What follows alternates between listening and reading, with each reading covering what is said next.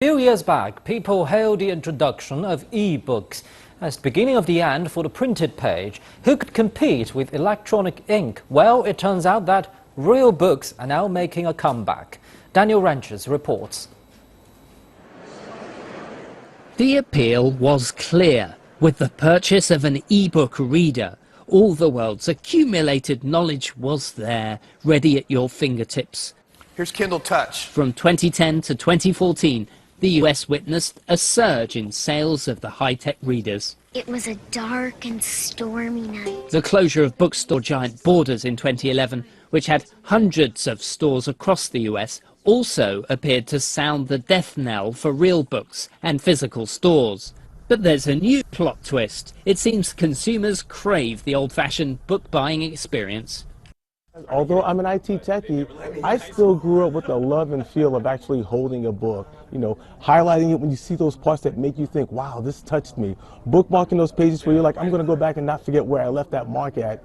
With the electronic thing, because of electronic being online, there's just so many things that you can see that you'll tend to forget them. But when you make that hardcover book purchase and you see it on your library, every time you see it, you'll see memories, you'll see thoughts, you'll see ideas.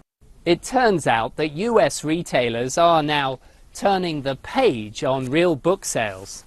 Since 2013, figures from the data firm Nielsen show a steady rise in the number of real books sold each year, from 501 million to 571 million in 2015. In that same time period, sales of e-book readers in the United States fell by about a third.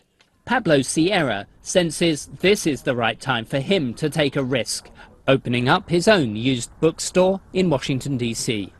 So I think over time people are starting to realize, that we are missing something, and maybe we can't put our finger on it, but something is just not there anymore. Though I do think that Amazon and Kindle now have definitely changed the game.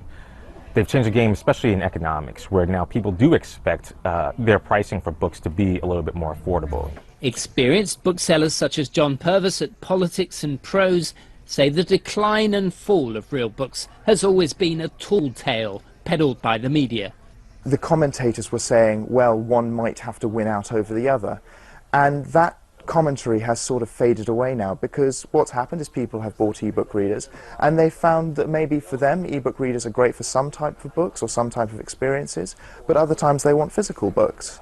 What we're now seeing in terms of sales, I think, across the industry is that leveling off. So you have an established e-book market and you have a physical book market, and they're existing side by side. Politics and Prose is content to sell digital readers and books together, and will even merge the two, establishing a modern version of the printing press right in the middle of the store, which turns a digital copy into a real book at the touch of a button. Daniel Ranches, CCTV, Washington.